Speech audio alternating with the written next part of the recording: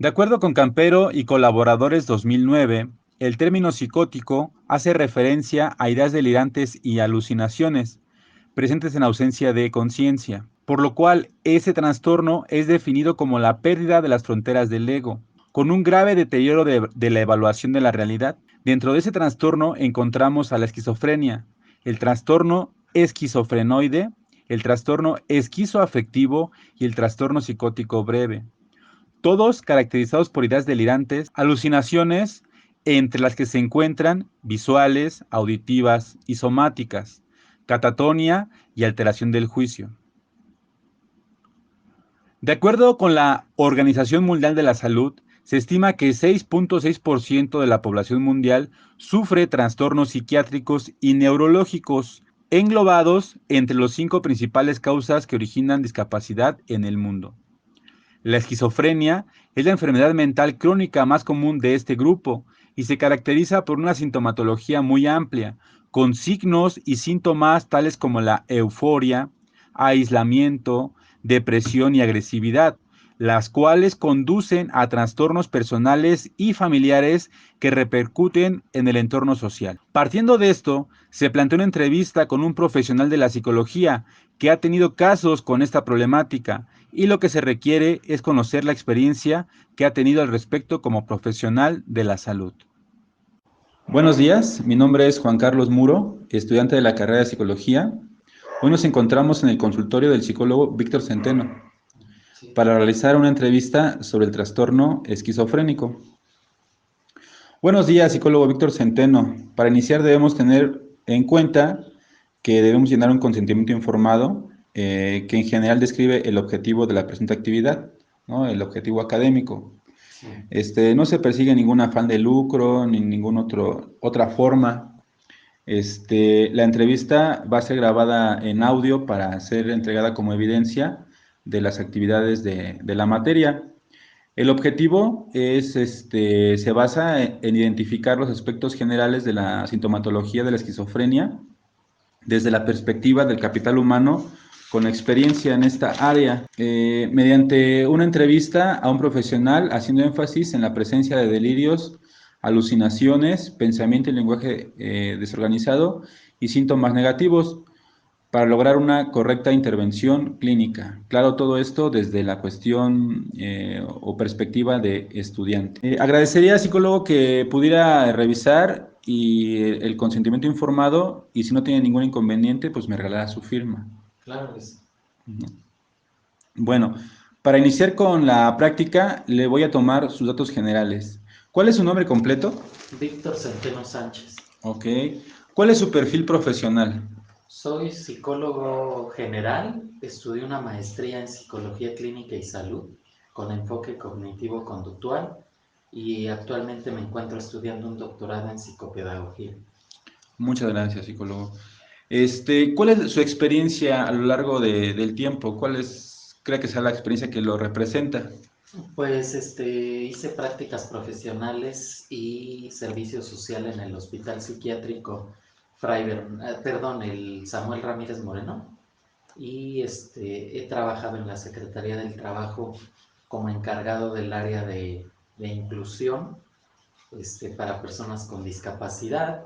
Estuve trabajando en el DIF también, en el área de maltrato infantil, y trabajé para el Tribunal Superior de Justicia de la Ciudad de México como psicólogo evaluador. Ok, muchas gracias. Bueno, vamos a iniciar con la entrevista ya propiamente dicha. Habíamos comentado que el tema central es la esquizofrenia. Sí. Para comenzar, ¿cómo conceptualiza a la esquizofrenia? Considero que es un trastorno mental que es multifactorial, ya que pues no hay una, digamos que una situación específica que se presente en el trastorno. Por lo que se sabe, este trastorno pues básicamente se caracteriza por tener el paciente delirios y alucinaciones, delirios de daño, de grandeza, delirios de persecución, este, y, y pues alucinaciones de tipo auditiva, de tipo táctil, de tipo visuales. Entonces, eh, generalmente se diagnostica a partir de los 20 años aproximadamente, y el tratamiento que se les da es en base a antipsicóticos y con terapia. Ahorita se utiliza la terapia electroconvulsivante, y en la cuestión psicológica también podría ser la terapia cognitivo-conductual. Ok, muchas gracias. Bueno, vamos a pasar a la siguiente pregunta. ¿Cómo describe los principales signos y síntomas de esta condición mental? Principalmente, como lo mencionaba, son delirios, daño, grandeza, delirios de persecución, delirios mesiánicos y las alucinaciones táctiles, auditivas, las alucinaciones visuales, generalmente es lo que se presenta en este trastorno. Ok. Bueno, yo había tomado en cuenta de que las personas con este tipo de problemática tienen delirios, pero son más auditivos, ¿no? Algunas veces. Todo dependerá del tipo de esquizofrenia, porque hay esquizofrenia paranoide, esquizofrenia catatónica, entonces depende mucho del tipo de esquizofrenia. Ok, perfecto. Bien. Desde el punto de vista evolutivo, hablando de los hitos, del desarrollo, ¿no? Digamos, de las diferentes edades, de los cambios que se dan en el cuerpo de manera biológica, ¿cómo se expresa la esquizofrenia en estas etapas de la vida, ¿no? En relación a los delirios, las alucinaciones, el pensamiento y lenguaje desorganizado. ¿En qué etapa? A diferentes etapas. Bueno, es que ahorita comentabas que se da, el diagnóstico se da a partir de los 20 años, Ujú. ¿no? Entonces, ¿cómo se expresa esta enfermedad de niños? Si hay algo que lo detona, si lo viven, no lo viven, si es lo mismo hablar en el trastorno, se vive en la adultez, vamos a decirlo, temprana, tardía, en la vejez, ¿se vive de manera diferente o hay cambios? Si hay cambios, por ejemplo, en la niñez pueden presentarse algunas características que denotan que el niño pudiéramos decir que va a tener esquizofrenia. A veces se combina con otros trastornos, lo que le llamamos la comorbilidad. Entonces, puede ser que haya un niño por ejemplo, con autismo, o algún niño con algún otro trastorno que ya más o menos vaya perfilando para ese diagnóstico. Y, por ejemplo, en la adolescencia se ve ya estos síntomas se acentúan, pero definitivamente en la juventud es cuando se presenta, y la evolución pues va a depender mucho del tratamiento que se le dé, porque, por ejemplo, si se le da un tratamiento oportuno, pues esos signos y síntomas se van a ver disminuidos con el tratamiento farmacológico, pero en determinado momento, si vemos que el tratamiento no se le da de manera oportuna, entonces pues esos síntomas van a estar como más presentes, ¿no? Como que incluso su evolución va a ser más rápida, y pues va a tener mucho más deterioro cognitivo. Ok, eso es algo importante, ¿no? El deterioro Ujú. cognitivo. Bueno, pasando a otra pregunta que se relaciona con lo mismo, supongo. ¿Puede darnos algunos ejemplos de cómo se manifiesta el pensamiento y lenguaje desorganizado en estas personas? Pues este pensamiento y lenguaje van muy, muy de la mano con la cuestión de los delirios y las alucinaciones, porque justo el pensamiento desorganizado muchas veces se presenta, por ejemplo, eh, los pacientes dicen que ven algunas cosas, ¿no? Que normalmente no ve una persona que no tiene esquizofrenia. Por ejemplo, pudiera estar viendo sangre, pudiera estar viendo gusanos que salen de la piel. eh, Algunas veces pueden incluso comentar que alguien los persigue, ¿no? que, por ejemplo, ellos tienen algún puesto político o algo por el estilo y que pues hay gente que los persigue o que les quiere hacer daño. Este, algunas veces son cuestiones como muy religiosas, ¿no? Que ven algunas imágenes como a Jesucristo o por ejemplo, muchas veces también son que ellos mismos sienten como que vienen a salvar al mundo, ¿no?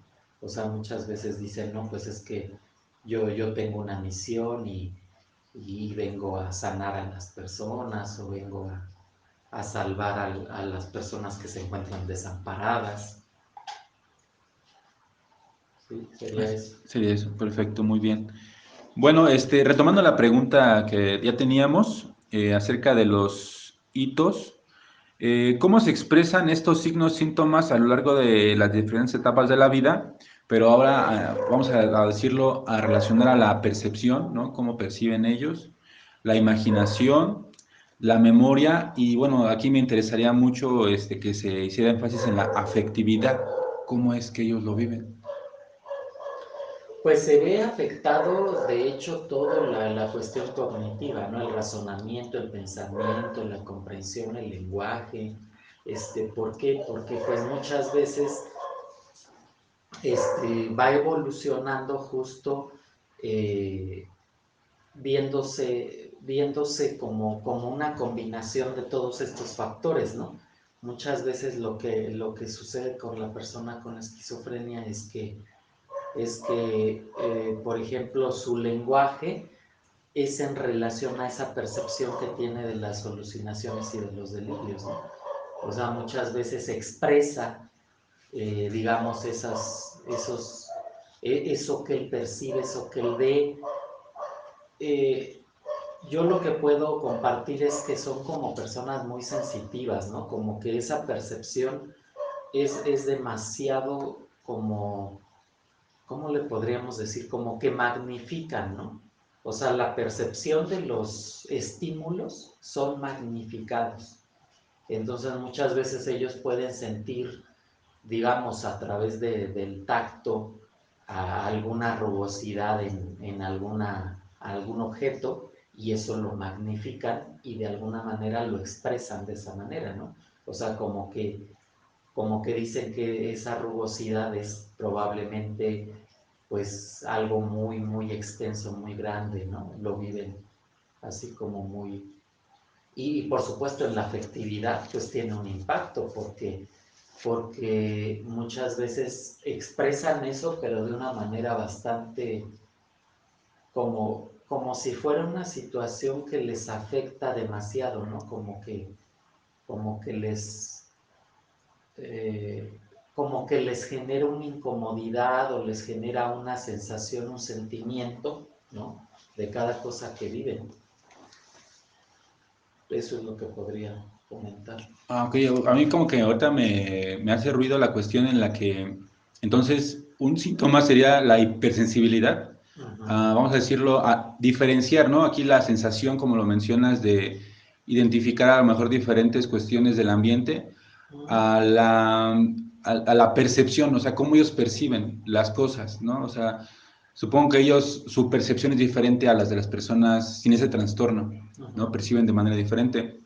Y en cuestiones de la afectividad, supongo que al hacer conciencia de su condición, no sé si se sientan solos, desamparados, tristes, vamos a decirlo así como si ya estuvieran desahuciados, si supieran que su condición de vida es diferente y por eso son inferiores, no sé qué experiencia nos puedas compartir.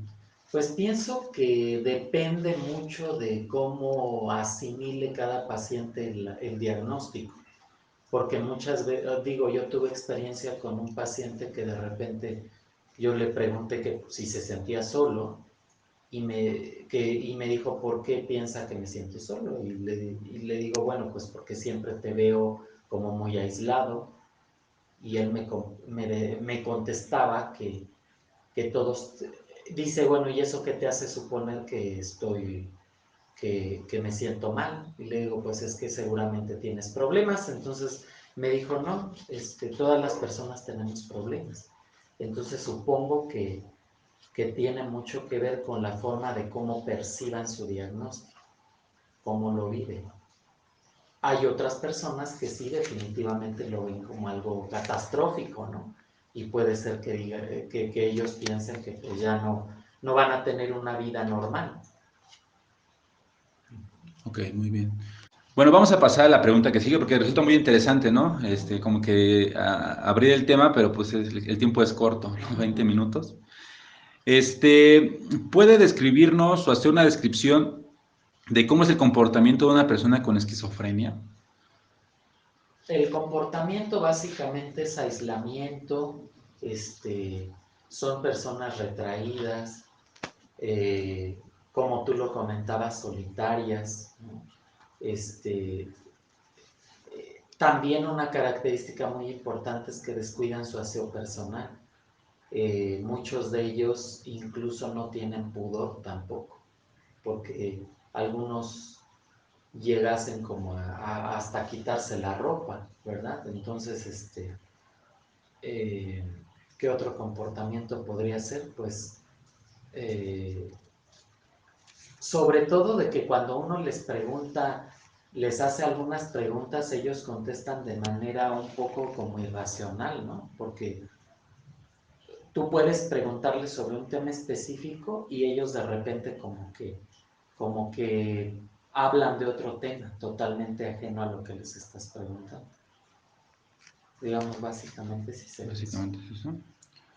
Um, ¿Podría ser una descripción así, a lo mejor general, de cómo es la higiene del sueño de ese tipo de personas?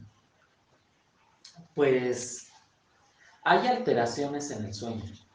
O sea, definitivamente a veces puede haber, muchos de ellos les cuesta trabajo conciliar el sueño. Y yo lo llegué a notar que muchos consumen el cigarro en demasía, el café, porque pues yo no sé si eso les permita como paliar un poco con la situación de que no pueden conciliar el sueño, ¿no? Entonces, hay una alteración en todos los aspectos. No me han referido como terrores nocturnos ni cosas así, pero yo supongo que debe haber un sueño que no es reparador, porque, por ejemplo, por las noches, yo notaba que no. O sea, ellos puede ser que no duerman por las noches y duerman por periodos cortos en el día. Sí, o sea, es muy irregular. Muy irregular el sueño. Bueno, igual hay muchas preguntas, pero bueno, el tiempo es corto. ¿Qué tipo de atención, hablando de las, digamos, mm, personas de bajos recursos, sobre todo de nuestro municipio, Nezahualcóyotl, Chimalhuacán, no sé, el Estado de México, se le puede dar a ese tipo de pacientes para mejorar su calidad de vida, ¿no? En relación a que, pues no todos pueden como que gocear una terapia, ¿no? O tener acceso a la cuestión esta de, pues sí, terapia a lo mejor farmacológica. ¿Qué opciones hay en este tipo de personas para, pues, vivir mejor? Pues yo que sepa están los servicios de salud y si son derechohabientes al IMSS o al ISSSTE, pues es una gran ventaja, ¿no? Aquí en el Estado de México me parece ser que está el CISAME y que son quienes dan tratamiento, al parecer creo que a muy bajos costos, ¿verdad? Pero aún así pienso que tiene que ver también con una cuestión de políticas públicas en salud, ¿no? Porque muchas veces no todos los lugares de salud otorgan el tratamiento farmacológico. Entonces muchas veces las personas sí se ven en la necesidad pues de no llevar a cabo sus tratamientos como se debe o de recurrir a algunas fundaciones que les puedan donar el medicamento porque es bastante costoso. Entonces, pienso yo que tendría que haber un poquito más de, de estrategias, ¿no? Políticas que vayan encaminadas pues a dar un servicio integral al paciente con esquizofrenia, pero además que les ayude pues a tener el tratamiento y a llevarlo a cabo al pie de la letra. Sí, mira, así acotando así de manera breve, yo marqué a la línea de la vida, ¿no? Para pedir auxilio en cuestiones, a lo mejor me hice pasar, ¿no? Ujú. Y no hubo una atención buena. Solamente toman datos, canalizan, y al momento de que yo fui era la unidad de salud mental aquí por el Bachilleres 6 en Iztapalapa, no había el servicio, no estaba el servicio. Entonces sí considero que nuestro estado, nuestro país sí como que demerita o no le ponen la atención suficiente, ¿no? A ese tipo de problemas. Bueno, pero eso ya salimos un poco más a la cuestión política, ¿no? Sí, claro. Bueno, vamos a continuar con nuestra entrevista. Vamos a continuar con nuestra entrevista. ¿Qué es la eutimia y cómo se expresa en ese tipo de personas? Pues, bueno, yo lo que tengo nociones de la distimia, ¿no? Que la distimia son como estados de ánimo bastante, como bastante polarizados, ¿no? Por ejemplo, muchas veces puede existir como pues una situación de mucha euforia y en algunos otros estados puede existir una cuestión como de mucha, como de depresión, como de tristeza, de nostalgia, ¿no? O sea, son sentimientos que son muy polarizados y que sí se llegan a dar también en la esquizofrenia, ¿no? Aunque no sea un trastorno específico porque tiene que ver un poquito más con el trastorno bipolar, pero sí se llega a observar en los pacientes con esquizofrenia. Ah, ok. O sea, bueno, haciendo referencia a la eutimia, así como lo mencionas, como episodios como de alta liberación de energía y de tristezas, pero no sé, leía que hay periodos en los que ellos como que perciben una normalidad, ¿no? Como Ujú. que pueden vivir en un estado normal, así aparente, ¿no? Como si fuera un ojo de un huracán. Ahí están viviendo de manera normal. ¿Cómo hacer que una persona, vamos a decirlo, prolongue estos estados mentales y pueda vivir bien? O si no se Ah, puede. sí, pero a través definitivamente del tratamiento farmacológico combinado con la terapia cognitivo-conductual, porque se tiene que hacer un trabajo estratégico entre el psiquiatra y el psicólogo y las personas de rehabilitación en relación, por ejemplo, a la vida cotidiana, ¿no? O sea, cómo se hace ese trabajo de la disciplina, del cuidado personal, eso es algo que se tiene que muy puntualmente trabajar con ellos y con la familia la psicoeducación para que pues también ellos apoyen en cuanto y supervisen la toma de medicamentos, porque las personas por propia voluntad no lo hacen. Entonces sí tiene que estar un familiar supervisando y sobre todo la cuestión de que, de que trabajemos mucho la cuestión conductual en ellos y pues tratamientos alternativos, ¿no? Porque yo pienso que no nada más es la cuestión farmacológica, sino ver o detectar cuál es el deterioro del paciente para poder dar un tratamiento adecuado. Ok. Sí, mira, ahorita igual así me resulta, no sé, interesante mencionabas la comorbilidad, Ujú. ¿no? Entonces, ¿crees que la comorbilidad, en este caso hablabas de estados de euforia, ¿no? Refiriendo a lo mejor a un carácter agresivo, bueno, a una reacción agresiva y de depresión, ¿no? Como eso se ve más en el trastorno, como decías, bipolar. Entonces, es algo que se pueda, aparte de vivir el trastorno esquizofrénico, combinar, o sea, que sean dos factores que se puedan estar viviendo.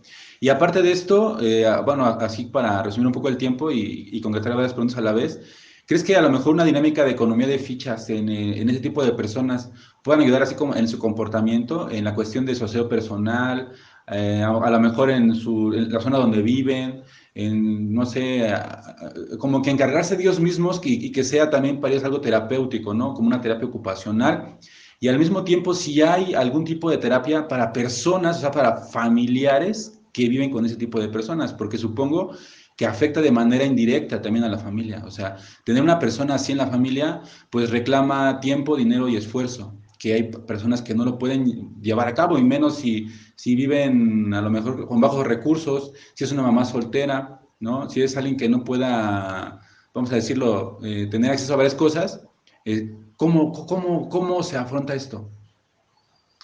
Pues en relación a la comorbilidad, por supuesto que muchos trastornos diagnósticos ya de la esquizofrenia existen, no únicamente del trastorno bipolar, sino de otros trastornos. Y, por ejemplo, yo pienso que quizá algunos pacientes que cuentan con los servicios de salud pudiera ser que, que logren cierta calidad de vida, porque dentro del esquema, digamos, de tratamiento, se contemplan los grupos para familiares, de apoyo psicoterapéutico para familiares.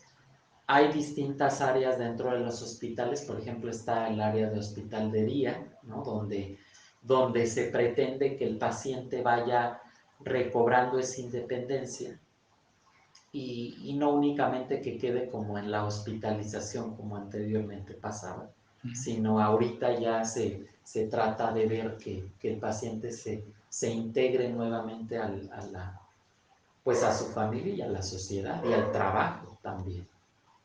Porque muchos pacientes yo llegué a saber que con el tratamiento sí lograban insertarse en el campo laboral como personas productivas. Lógico, tienen que ser trabajos muchas veces que son muy mecánicos, ¿no? Porque cuando tienden a ser complejos, pues ahí resulta un poco más difícil. ¿Sí? Ok, muy bien, muy bien. Ya, vamos ya al cierre de nuestra entrevista con esta pregunta que a mí la verdad sí me resulta, pues, o sea, no puede faltar, ¿no? Ya con esta pregunta cerramos. ¿Cuál es el rol del psicólogo en ese tipo de trastorno? Pienso que es una gran responsabilidad para el psicólogo clínico y un gran reto, porque tenemos que hacer uso de distintas herramientas terapéuticas que nos permitan que el tratamiento terapéutico tenga la efectividad deseada. A mi parecer, pienso que la terapia cognitivo-conductual, que está basada en evidencia, es la que tiene mucho mayor pues, efectividad. Porque, como tú lo mencionabas en la pregunta anterior, lo que es la economía de fichas, lo que es pues el, todas las técnicas que tienen que ver con el manejo conductual, tienen como digamos, esa cuestión favorable, ¿no? En su vida.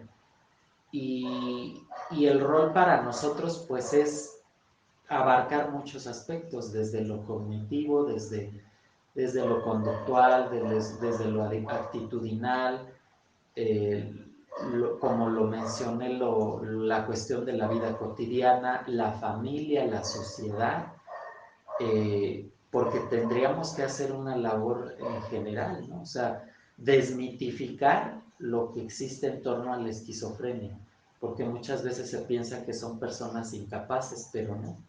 O sea, son personas que tienen un alto potencial, aún a pesar de que tienen un diagnóstico. Ok. Bueno, ya para finalizar, a mí me resulta igual otra pregunta que ahorita que mencionabas. Ay, creo que ya se me pasó. Ah, ya. Bueno, hablando desde el punto de vista teórico, entonces supones que la terapia o la forma de abordar se va más hacia lo conductual, a la escuela conductista, más que, vamos a decirlo, que a la humanista. Pienso que todos los enfoques resultan útiles y como que abonan para que pues, digamos, saquemos adelante esa cuestión del trastorno. Sin embargo, pienso que tiene mayor impacto la cognitivo-conductual, porque recordemos que para ciertos trastornos, bueno, más bien para todos, se tiene que hacer un diagnóstico estructural. primero, ¿no? Y ver qué enfoque es el que genera mayores beneficios a dicho trastorno.